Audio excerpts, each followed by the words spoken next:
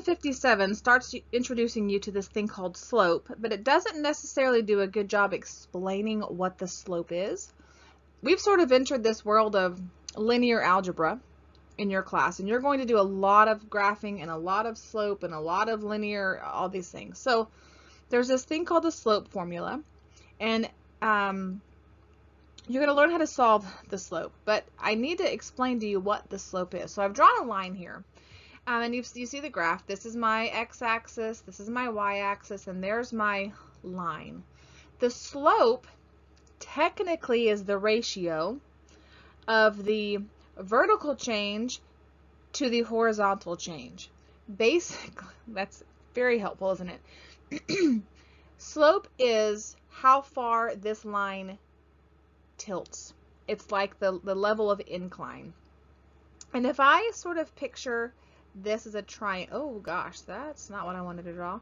If I sort of picture this as a triangle here, with this being a side and this being a side, I can count how many spaces this goes up. This triangle goes up 1, 2. It goes over 1, 2. This is called my rise. It goes up 2. This is my run. It goes over 2. Slope is often referred to as rise over run. Not really referred to, it's used as rise over run. And it's that proportion that it slants. In this case, it rises 2, it runs 2. That's the level of incline here. And I'm not exactly sure why they jump you in here. It's going to make more sense as you use it later. But what you're solving for is this rise over run, how much it tilts this way, or it could also tilt this way, and that will depend on the sign of the slope. So it's very easy. It sounds confusing. That may not have helped you at all, but I wanted you to visually see what you're solving for. You're solving for basically the measurement up and down and side to side of the line, okay? So this is what's called the slope formula, and the slope formula is a formula when you're given 2 points, but you're not given the equation of the line, and you're told to simply find the slope. We're going to work on just finding the slope today, and then move on to using this equation, or this formula, I'm sorry, in other pieces of math problems. So this looks scary. It freaks people out because there's multiple letters, and then there's these, they're not exponents, they're at the bottom, so they're not difficult. It's just written oddly. You're going to be given 2 coordinates. You're going to be given the points of 2 lines, and you can use these points to find the slope. Remember, M is the slope.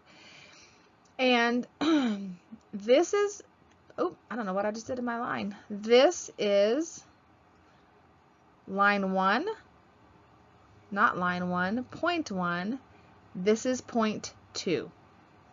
And those are going to go coordinate with these little numbers there, okay? So your first point is 1, your second point is 2. And we already know that inside of these parentheses, your first point is x, your second point is y. First point is x, second point is y. So technically, this is x1, y1, x2, y2. And basically, well, not basically, you are going to plug those values in here and just solve for m. So in this case, to find our slope, slope is m, y2 minus y1. So I'm going to pull y2 minus y1. So 8 minus 3 over, let me use a different color here, x, oh goodness, x2, ooh, that's a fat one, over, or minus x1. So x2 is 7, minus x1 is 7. And in this case, 8 minus 3 is 5, 7 minus 7 is 0. And the reality is that's a terrible example for your textbook to give you, but that's it. So that's your slope. And that's really for real all that this lesson is. It's just using this m equals y2 minus y1 over x2 minus x1 to find m. You don't even have to graph anything. They just want you to find your m. So let's do one more. I mean, technically we just did one. Let's do another one. Again, you're going to be told find the slope given these 2 points. And to find the slope, we use this equation, y2 minus y1 over x2 minus x1. Remember, this is set 1, this is set 2, x, y, x, y. So m equals y2, which is 2, minus y1, in this case is 2. You will rarely have things zero out on here. It just happens to happen this time. Over x2 minus x, oops, not x, minus x1, which is 1. Remember, y2, x2, y1, x1. And then we just solve it. In this case, it's 0 over 4 minus 1 is 3. And that's it.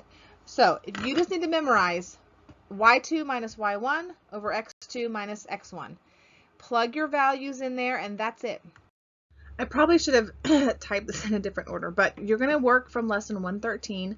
We skipped 112 for right now. We're going to come back and look at that face-to-face in our class because it's a little bit weird, and it's going to be easier if I'm doing that with you. So in the classwork section from lesson 113, I want you to do the first 2, only the first 2. It jumps ahead, and I don't think we're ready to do that part yet. And then I want you to do all of activity 2 and all of activity 4. So the first 2 in the classwork, all of activity 2, all of activity 4 in lesson 113.